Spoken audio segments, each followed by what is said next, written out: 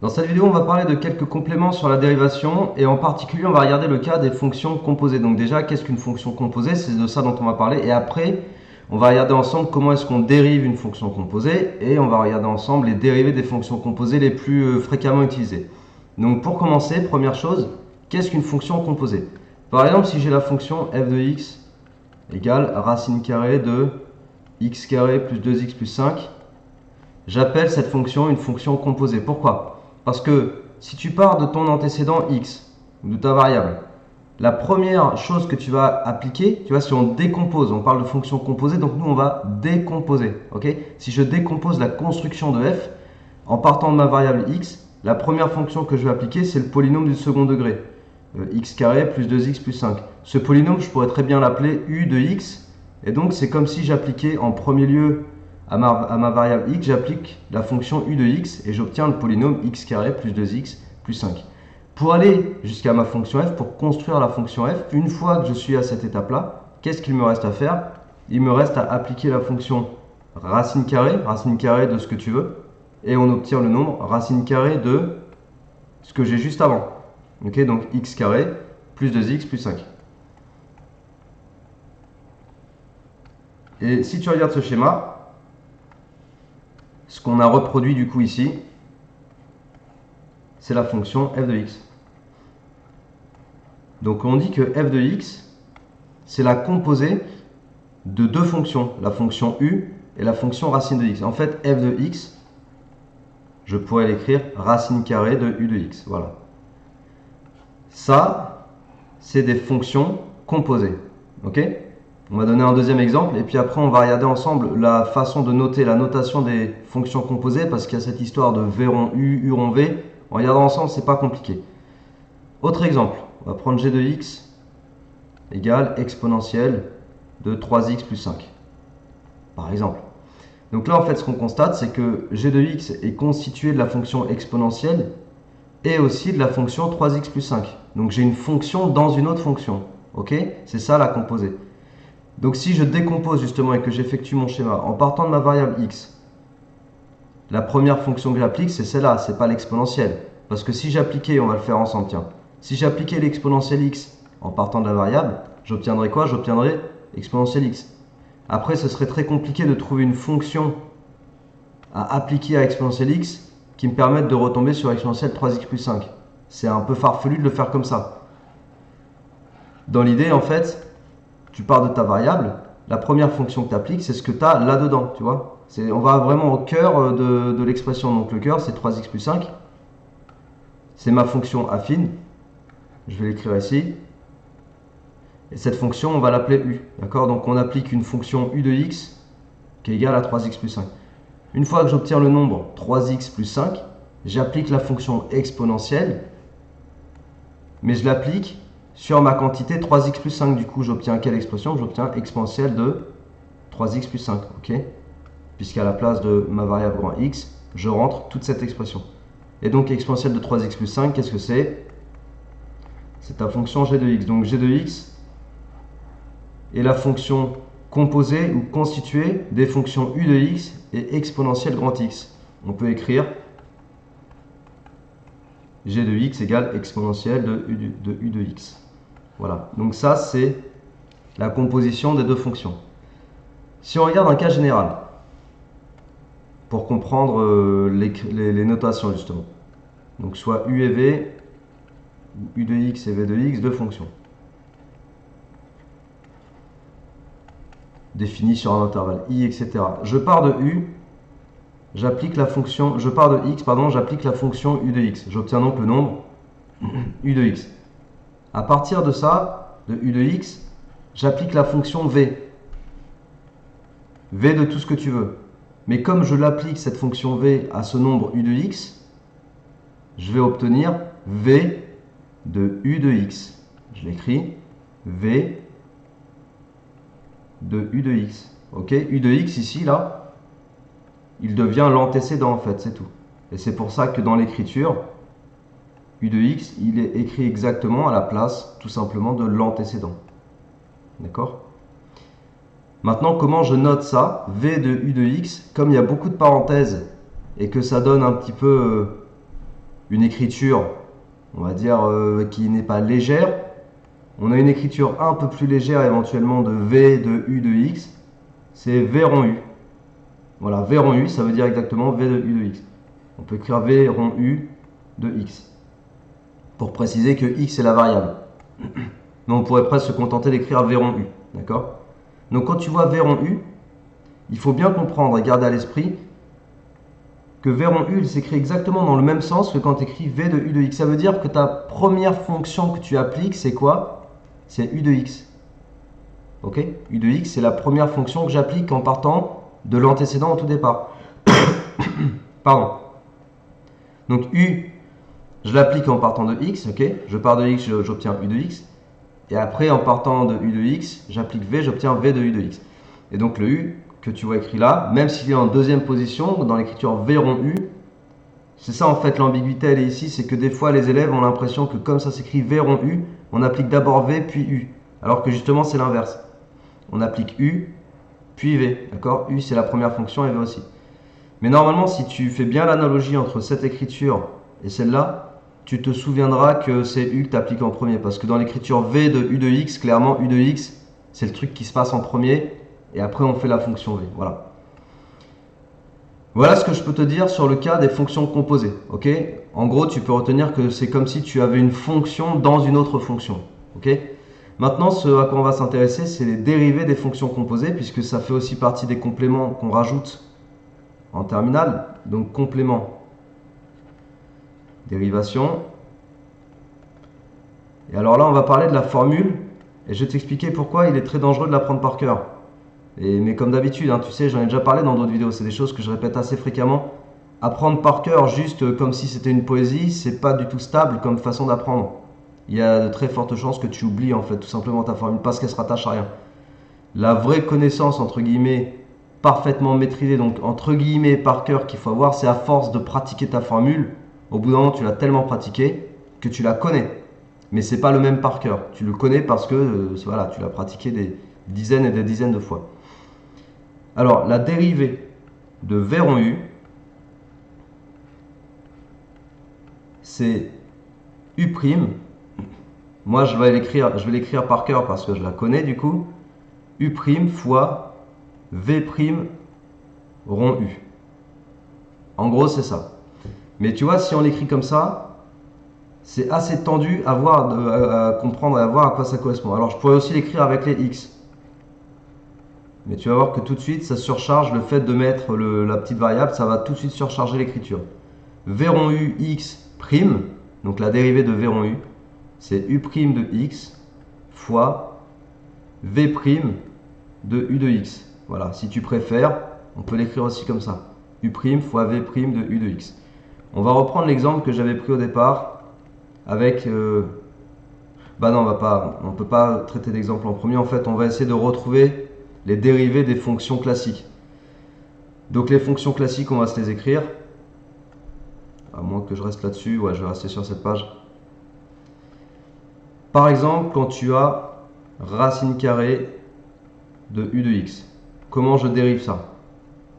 On va poser la fonction U de X, donc c'est une fonction quelconque, mais on va poser surtout la fonction V. Donc tu vois, avec racine de U de X, les deux fonctions que j'utilise, c'est U de X, peu importe ce qu'est cette fonction, une fonction quelconque. Et après, j'applique la fonction V de X, qui est la fonction en fait racine de X, tu vois. Et ça me donne racine de U de X. Donc dans cet exemple-là, racine de U de X, les deux fonctions utilisées sont U de X, une fonction quelconque, et V de X, c'est la fonction racine carrée. Ok? À ce stade-là du raisonnement, il faut que tu connaisses la dérivée de la racine carrée. La dérivée de V en fait. Et ça, c'est tes formules de dérivée que tu apprends en première. La dérivée de la racine carrée, c'est ça. Ok? Donc la dérivée de ma fonction V', qui est la fonction racine carrée, ce sera 1 sur 2 racines de ce que tu as dans l'antécédent, que j'ai appelé grand X. Pour te distinguer que grand X, ça peut être une fonction, ça peut être n'importe quoi. Donc maintenant qu'on a V', et ça, je te dis, c'est le truc dont il faut que tu te souviennes de ta classe de première, je vais pouvoir aller appliquer cette formule-là et la pratiquer de façon à la retenir et à la connaître réellement. Donc, la dérivée de racine de u de x, c'est u', ça commence toujours par u' de toute façon, u' de x, multiplié par quoi? Par v' de u de x. Donc v', je t'ai dit que c'est 1 sur 2 racine de x. Donc je ne vais pas écrire ça. Parce que ça, si j'écrivais 1 sur 2 racine de x, c'est que je considérerais la dérivée de racine de x, de grand X. Mais moi, en fait, ce que je veux, c'est v' de u de x. Ok, v', l'antécédent que je mets dans v', c'est u de x. Donc là, à la place de x, c'est u de x que j'utilise. Ok, je te les mets tous en rouge, comme ça tu les identifies. Donc c'est u de x que tu utilises dans v'. C'est ça l'antécédent de v'. L'antécédent utilisé dans v'. Donc tu obtiens cette formule, et si je condense un petit peu l'écriture, je peux tout simplement écrire u' de x sur 2 racines de u de x. Et donc ça, en fait, c'est la dérivée de racine de u. Et ce qu'on retient concrètement dans les formulaires, quand tu regardes un formulaire de mathématiques, ça va être écrit comme ça. Racine de u' égale u' sur 2 racines de u. Voilà, ça c'est une première formule. Maintenant, si on l'applique concrètement à la fonction, je pense au départ j'avais pris racine carrée de x carré plus 2x. Qu'est-ce que j'avais pris? X carré plus 2x plus 5. Ok, donc quand je suis à cette étape-là, j'identifie la fonction u. La fonction u, ce que j'ai à l'intérieur de la racine, c'est x carré plus 2x plus 5. Tout de suite, je vais chercher le u', donc la dérivée du polynôme, ça, pareil, il faut que tu saches faire, il faut que ce soit fluide, 2x plus 2. Et une fois que j'ai ça, j'applique ma formule, donc celle du formulaire, celle que j'ai retrouvée par moi-même, je l'applique. Et donc la dérivée de f', c'est u', donc 2x plus 2, sur 2 racines de x carré plus 2x plus 5. Alors à savoir que je peux encore aller un tout petit peu plus loin là dans le cas présent, parce qu'au numérateur tu peux factoriser par 2, et du coup il y a une simplification d'écriture possible, parce que je vais pouvoir après diviser par 2, il me reste juste x plus 1 sur racine de x carré plus 2x plus 5. Ok? Et je répète encore une fois que ce que j'ai ici dans la racine carrée, c'est la fonction u de x. Voilà. Donc racine carrée de u, c'est une première fonction composée dont il faut connaître de façon fluide et efficace la dérivée. Après, tu vas avoir également exponentielle u de x. Donc exponentielle u de x, je refais le petit schéma. Je pars de x, j'applique la fonction u, j'obtiens u de x. Ensuite, j'applique la fonction exponentielle, j'obtiens exponentielle de u de x. Si je reprends donc ma fonction v, la fonction v, c'est ça. C'est exponentielle de x. Ok? Donc je reprends l'écriture, je t'ai dit tout à l'heure, v rond u.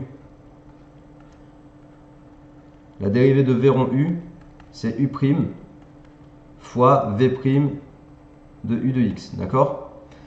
La dérivée de v dans le cas présent là, sachant que v c'est la fonction exponentielle. La dérivée de v, qu'est-ce que c'est? C'est exponentielle grand x. Formule des dérivées, formule à connaître de ta classe de première, ok? Hop. Donc du coup, maintenant que j'ai v', je vais pouvoir utiliser tout simplement la formule de dérivée des fonctions composées. Et j'y vais, c'est parti. Donc la dérivée d'exponentielle u de x, ça commence toujours par u'. La première fonction que j'applique, j'utilise sa dérivée, donc u' fois v', mais pas v' de x, v' de u de x. Et comme v', c'est exponentielle de ce que tu as dans v', bah là je vais avoir exponentielle, et ce que j'ai dans v', c'est u de x. D'accord? Ce que j'ai dans v', c'est u de x. Et ça te fait la formule de dérivée d'exponentielle u de x. Et on retient dans les formulaires que la dérivée d'exponentielle u, avec u qui représente une fonction, c'est u', e de u. D'accord? Donc ça, c'est pour la deuxième formule. On va donner un exemple de ça. Exponentielle, j'en avais pris une tout à l'heure, c'était 3x plus 5, je crois. Voilà. Donc quand j'ai cette fonction, j'identifie tout de suite que c'est une fonction composée. Je pose u de x c'est 3x plus 5. Donc u de x c'est la première fonction qui est appliquée dans mon petit schéma. Je cherche u', donc la dérivée de 3x plus 5 évidemment c'est 3. Là pareil, hein, il faut que tu sois rapide sur ça, il faut avoir aucune hésitation sur ce genre de dérivée. Sinon, tu vas galérer avec les trucs un peu plus compliqués. Et donc une fois que j'ai ça, bah, j'applique ma petite formule là, que j'ai mis en évidence plus haut. La dérivée de g', c'est u' fois exponentielle u. Donc u' c'est 3 fois exponentielle. Et donc dans l'exponentielle, je range quoi? Je range u, donc 3x plus 5.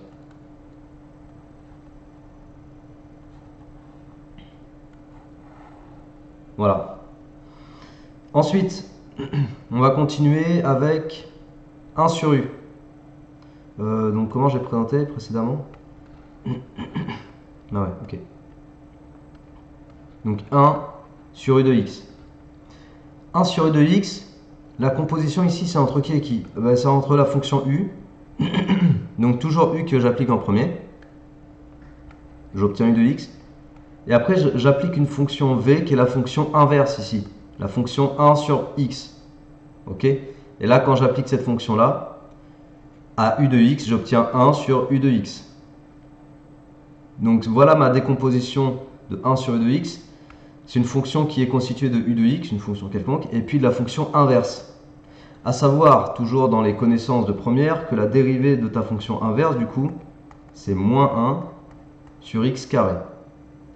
On a besoin à chaque fois, à chaque étape, tu sais, on a besoin de connaître la dérivée de v, la fonction qu'on utilise en second lieu. Et ça, en fait, c'était formulaire de première. Je répète encore une fois, parce que c'est vraiment pour te dire que si tu ne connais pas ces formules-là, il est évident que tu vas avoir des difficultés pour comprendre les compléments sur la dérivation. Forcément, puisque ça s'appuie sur des trucs que tu ne connaîtrais pas. Allez, on va appliquer du coup notre formule depuis tout à l'heure, c'est toujours la même. La dérivée de 1 sur u de x, ça commence par u', et je multiplie ça par la dérivée de v, donc 1 sur x, sauf que je l'applique, la dérivée de v, à ma fonction u. Donc v' de u, c'est moins 1 sur u de x au carré. Donc ici, là, je vais te préciser que, parce que ça fait une écriture qui peut faire un peu peur, ce que tu as là-dedans, là, c'est v' de u de x. Donc tu prends v', cette forme-là d'écriture, sauf qu'à la place de grand X, tu mets u de x.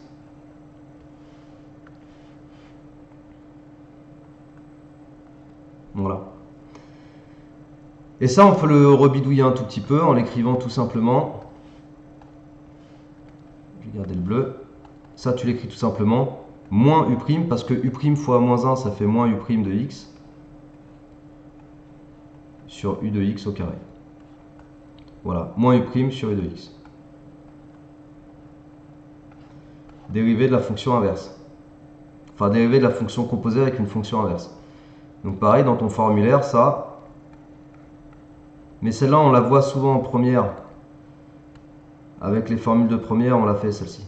La dérivée de 1 sur u, c'est moins u' sur u carré. On peut rajouter quoi d'autre? On peut rajouter, je ne vais pas faire d'exemple sur ça, je finis le formulaire comme ça, après c'est bon. Ah oui, u puissance n. u de x puissance n. u de x puissance n. Donc là, si je fais le petit schéma, je pars de x, pardon, j'applique la fonction u, j'obtiens u de x. Et après, j'applique la fonction v, qui est la fonction x puissance n. D'accord? Donc c'est la fonction puissance. Et j'obtiens du coup, alors à la place de grand X, qu'est-ce que j'ai moi? J'ai u de x, donc j'obtiens u de x puissance n. J'obtiens ma fonction qui est là. Donc voilà le schéma de décomposition de la fonction u avec la fonction v. Et donc, ici je vais remarquer v de x puissance n. Il faut que tu connaisses que la dérivée dans ce cas-là V de x, c'est n fois x puissance n-1. Toujours tes formules de première. N fois x puissance n-1. Grand X. Donc, en sachant ça et en reprenant ma formule de la dérivée des fonctions composées, je vais obtenir que la dérivée de u de x puissance n, voilà, ça commence toujours par u', comme je t'ai dit depuis le début, fois, et là je vais faire la multiplication par v', mais v' non pas de x, v' de u de x. Donc je réécris ça, et à la place de grand X, j'écris u de x. C'est parti, donc n fois, et là j'écris pas grand X, j'écris u de x, puissance n-1. Ok? Si je réagence un petit peu l'écriture de tout ça, parce qu'on retient plutôt cette formule dans le sens n fois u' fois u puissance n-1. Je mets pas les x parce que tu vois, après, ça surcharge vraiment beaucoup l'écriture. Donc ça, en fait, c'est la formule que tu vas avoir marquée dans le formulaire, toujours.